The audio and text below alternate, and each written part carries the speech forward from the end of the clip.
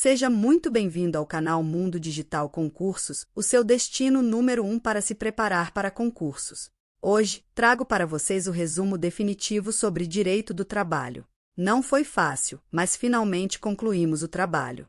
E a melhor parte é que iremos disponibilizar o PDF com o texto no final deste mês, juntamente com o super resumo mestre que abordará todas as disciplinas para o concurso nacional unificado. E sabe o que é ainda melhor? O áudio deste resumo está disponível gratuitamente. Tudo o que pedimos em troca é que deixe o seu like e se inscreva no nosso canal. Dessa forma, poderemos continuar trazendo conteúdos de qualidade e ajudando você a alcançar a sua aprovação. Com grande entusiasmo, apresento este resumo detalhado dos artigos mais importantes da CLT, com foco nos principais pontos cobrados em concursos públicos no Brasil. 1. Conceitos fundamentais. Artigo 2º. Considera-se empregador a empresa, individual ou coletiva, que, assumindo os riscos da atividade econômica, admite, assalaria e dirige a prestação pessoal de serviço. Parágrafo 1º. Equiparam-se ao empregador, para os efeitos exclusivos da relação de emprego, os profissionais liberais, as instituições de beneficência, as associações recreativas ou outras instituições sem fins lucrativos, que admitirem trabalhadores como empregados. Parágrafo 2º. Sempre que uma ou mais empresas, tendo, embora, cada uma delas, personalidade jurídica própria, estiverem sob a direção, controle ou administração de outra, ou ainda quando, mesmo guardando cada uma sua autonomia, integrem grupo econômico, serão responsáveis solidariamente pelas obrigações decorrentes da relação de emprego.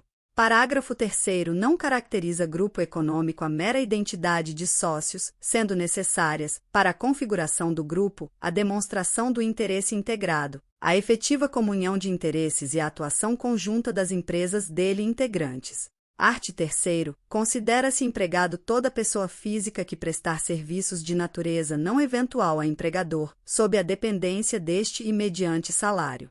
Parágrafo único. Não haverá distinções relativas à espécie de emprego e à condição de trabalhador, nem entre o trabalho intelectual, técnico e manual. Art. 4º. Considera-se como de serviço efetivo o período em que o empregado esteja à disposição do empregador, aguardando ou executando ordens, salvo disposição especial expressamente consignada. Parágrafo 1. Computar-se-ão, na contagem de tempo de serviço, para efeito de indenização e estabilidade, os períodos em que o empregado estiver afastado do trabalho prestando serviço militar e por motivo de acidente do trabalho. Parágrafo 2º. Por não se considerar tempo à disposição do empregador, não será computado como período extraordinário o que exceder a jornada normal, ainda que ultrapasse o limite de 5 minutos previsto no parágrafo 1º do artigo 58 desta Consolidação, quando o empregado, por escolha própria, buscar proteção pessoal, em caso de insegurança nas vias públicas ou más condições climáticas, bem como adentrar ou permanecer nas dependências da empresa para exercer atividades particulares, entre outras. 1. Práticas religiosas. 2. Descanso. 3. Lazer. 4. Estudo. 5. Alimentação. 6. Atividades de relacionamento social. 7. Higiene pessoal. 8. Troca de roupa ou uniforme, quando não houver obrigatoriedade de realizar a troca na empresa. Artigo 6º. Não se distingue entre o trabalho realizado no estabelecimento do empregador, o executado no domicílio do empregado e o realizado à distância, desde que estejam caracterizados os pressupostos da relação de emprego. Parágrafo único. Os meios telemáticos e informatizados de comando, controle e supervisão se equiparam, para fins de subordinação jurídica, aos meios pessoais e diretos de comando, controle e supervisão do trabalho alheio. 2. Jornada de trabalho. Artigo 58. A duração normal do trabalho, para os empregados em qualquer atividade privada, não excederá de 8 horas diárias, desde que não seja fixado expressamente outro limite.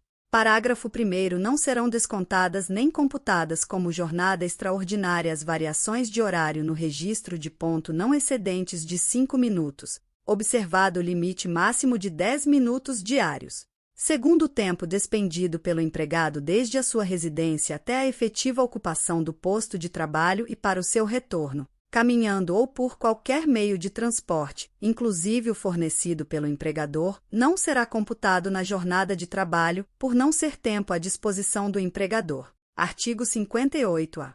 Considera-se trabalho em regime de tempo parcial aquele cuja duração não exceda 30 horas semanais, sem a possibilidade de horas suplementares semanais, ou, ainda, aquele cuja duração não exceda 26 horas semanais, com a possibilidade de acréscimo de até 6 horas suplementares semanais. Primeiro, o salário a ser pago aos empregados sob o regime de tempo parcial será proporcional à sua jornada em relação aos empregados que cumprem, nas mesmas funções, tempo integral. Segundo, para os atuais empregados, a adoção do regime de tempo parcial será feita mediante opção manifestada perante a empresa, na forma prevista em instrumento decorrente de negociação coletiva. Terceiro, as horas suplementares à duração do trabalho semanal normal serão pagas com um acréscimo de 50%, sobre o salário hora normal.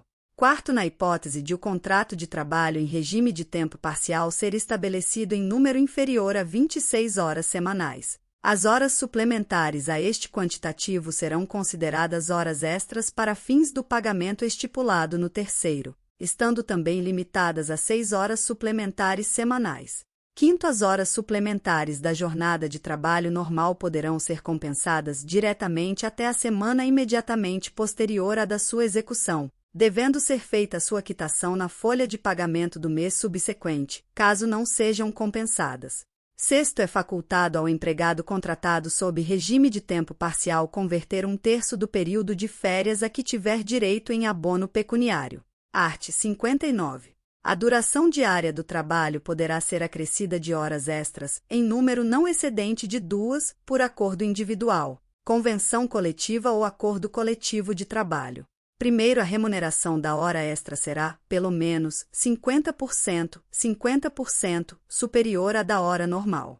Segundo, poderá ser dispensado o acréscimo de salários, por força de acordo ou convenção coletiva de trabalho. O excesso de horas em um dia for compensado pela correspondente diminuição em outro dia, de maneira que não exceda, no período máximo de 1 ano, a soma das jornadas semanais de trabalho previstas, nem seja ultrapassado o limite máximo de 10 horas diárias. Terceiro, na hipótese de rescisão do contrato de trabalho sem que tenha havido a compensação integral da jornada extraordinária, na forma do 2º e 5º deste artigo, o trabalhador terá direito ao pagamento das horas extras não compensadas, calculadas sobre o valor da remuneração na data da rescisão.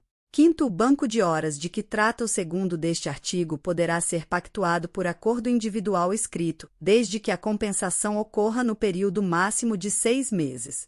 Sexto, é lícito o regime de compensação de jornada estabelecido por acordo individual, tácito ou escrito, para compensação no mesmo mês. Artigo 59-A. Em exceção ao disposto no artigo 59 desta Consolidação, é facultado às partes, mediante acordo individual escrito, convenção coletiva ou acordo coletivo de trabalho, estabelecer horário de trabalho de 12 horas seguidas por 36 horas ininterruptas de descanso, observados ou indenizados os intervalos para repouso e alimentação.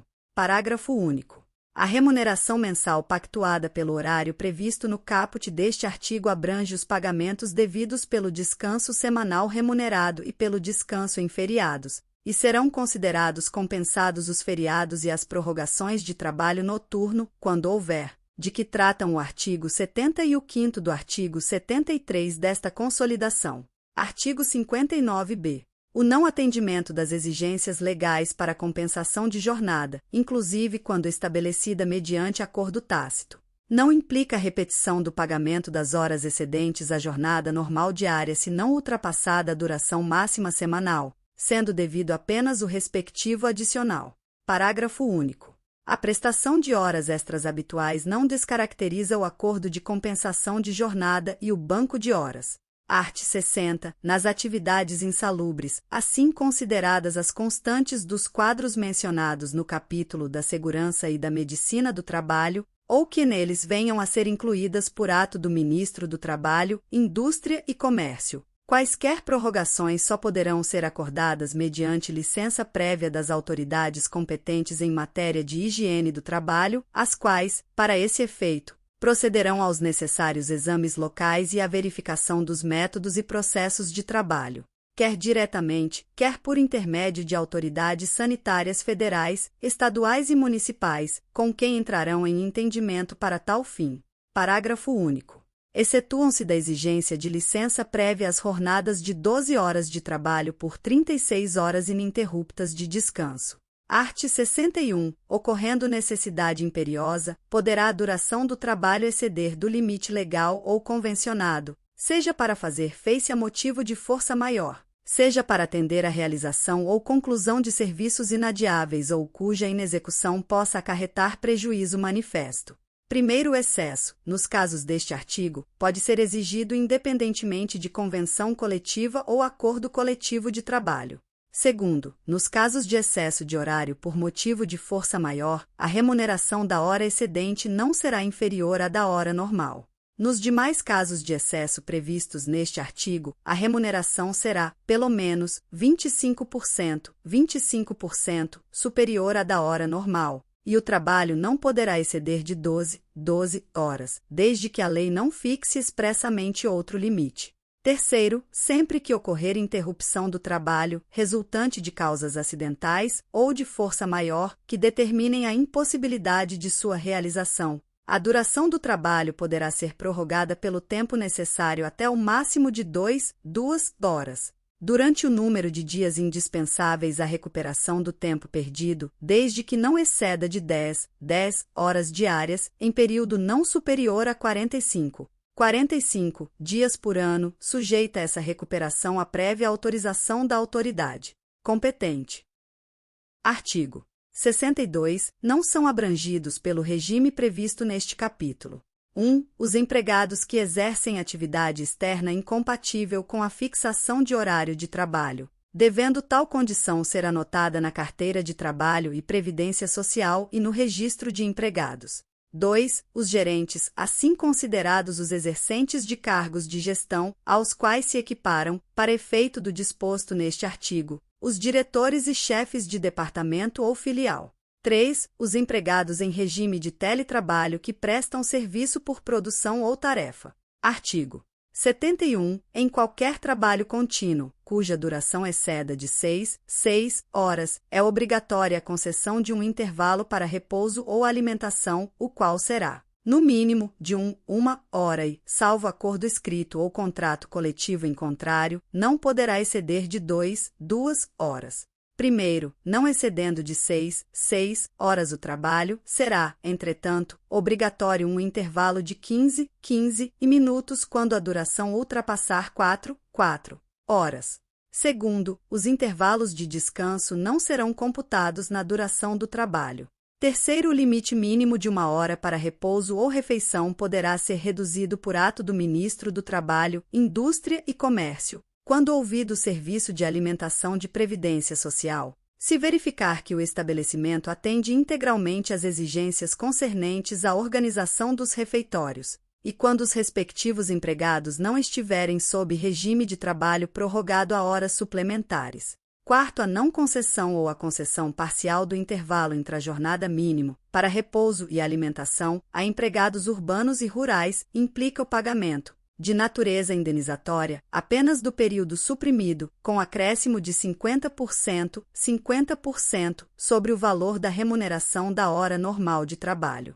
Quinto, o intervalo expresso no caput poderá ser reduzido ou fracionado, e aquele estabelecido no primeiro poderá ser fracionado, quando compreendidos entre o término da primeira hora trabalhada e o início da última hora trabalhada, desde que previsto em convenção ou acordo coletivo de trabalho, ante a natureza do serviço e em virtude das condições especiais de trabalho a que são submetidos estritamente os motoristas, cobradores, fiscalização de campo e afins nos serviços de operação de veículos rodoviários, empregados no setor de transporte coletivo de passageiros, mantida a remuneração e concedidos intervalos para descanso menores ao final de cada viagem. 3. Salário e remuneração. Artigo 457. Compreendem-se na remuneração do empregado, para todos os efeitos legais, além do salário devido e pago diretamente pelo empregador, como contraprestação do serviço, as gorjetas que receber. Primeiro, integram o salário à importância fixa estipulada, as gratificações legais e as comissões pagas pelo empregador. Segundo, as importâncias, ainda que habituais, pagas a título de ajuda de custo, auxílio alimentação, vedado seu pagamento em dinheiro, diárias para viagem, prêmios e abonos não integram a remuneração do empregado. Não se incorporam ao contrato de trabalho e não constituem base de incidência de qualquer encargo trabalhista e previdenciário. Terceiro, considera-se gorjeta não só a importância espontaneamente dada pelo cliente ao empregado, como também o valor cobrado pela empresa, como serviço ou adicional, a qualquer título, e destinado à distribuição aos empregados. Quarto, consideram-se prêmios as liberalidades concedidas pelo empregador em forma de bens, serviços ou valor em dinheiro a empregado ou a grupo de empregados, em razão de desempenho superior ao ordinariamente esperado no exercício de suas atividades. Artigo 458. Além do pagamento em dinheiro, compreende-se no salário, para todos os efeitos legais, a alimentação, habitação, vestuário ou outras prestações in natura que a empresa, por força do contrato ou do costume, fornecer habitualmente ao empregado. Em caso algum será permitido o pagamento com bebidas alcoólicas ou drogas nocivas. Segundo, para os efeitos previstos neste artigo, não serão consideradas como salário as seguintes utilidades concedidas pelo empregador. 1. Vestuários, equipamentos e outros acessórios fornecidos aos empregados e utilizados no local de trabalho para a prestação do serviço. 2. Educação, em estabelecimento de ensino próprio ou de terceiros, compreendendo os valores relativos à matrícula, mensalidade, anuidade, livros e material didático. 3. Transporte destinado ao deslocamento para o trabalho e retorno, em percurso servido ou não por transporte público. 4. Assistência médica, hospitalar e odontológica, prestada diretamente ou mediante seguro-saúde. 5. Seguros de vida e de acidentes pessoais. 6. Previdência privada. 8. O valor correspondente ao Vale Cultura.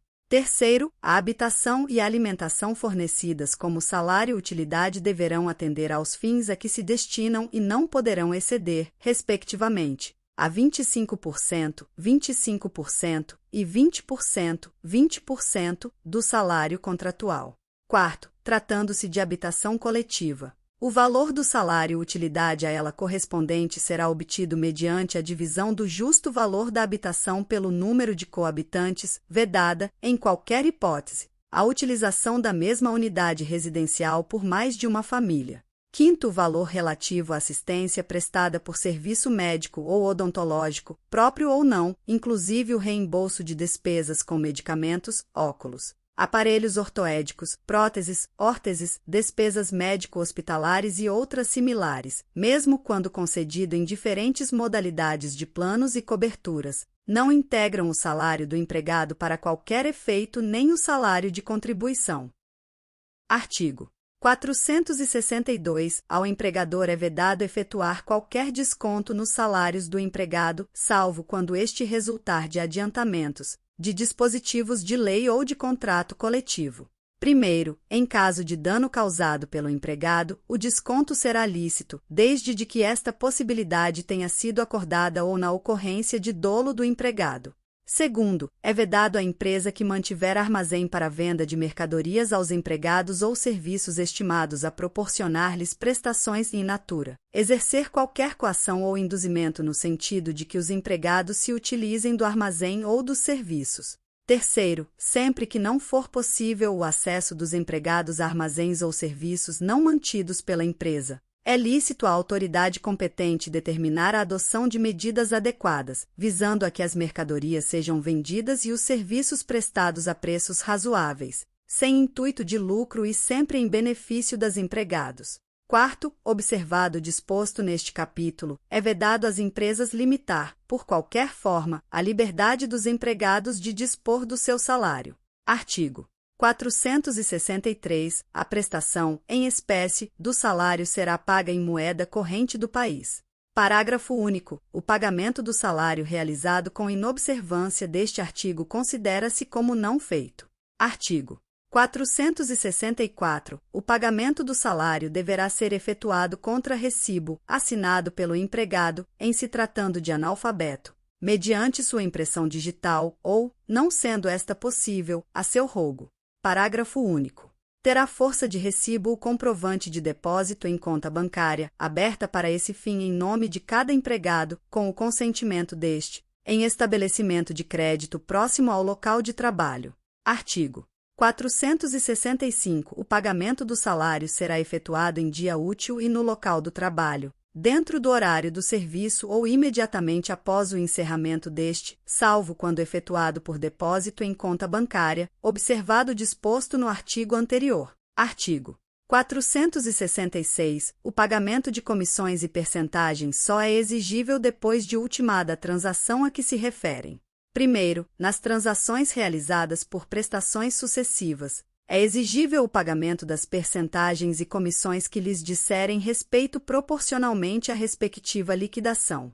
Segundo, a cessação das relações de trabalho não prejudica a percepção das comissões e percentagens devidas na forma estabelecida por este artigo. Artigo 467. Em caso de rescisão de contrato de trabalho, havendo controvérsia sobre o montante das verbas rescisórias, o empregador é obrigado a pagar ao trabalhador, à data do comparecimento à Justiça do Trabalho, a parte incontroversa dessas verbas, sob pena de pagá-las acrescidas de 50%. Artigo 468. Nos contratos individuais de trabalho só é lícita a alteração das respectivas condições por mútuo consentimento, e ainda assim desde que não resultem, direta ou indiretamente, prejuízos ao empregado, sob pena de nulidade da cláusula infringente desta garantia. Primeiro, não se considera alteração unilateral a determinação do empregador para que o respectivo empregado reverta ao cargo efetivo anteriormente ocupado, deixando o exercício de função de confiança. Segundo a alteração de que trata o primeiro deste artigo, com ou sem justo motivo, não assegura ao empregado direito à manutenção do pagamento da gratificação correspondente, que não será incorporada, independentemente do tempo de exercício da respectiva função.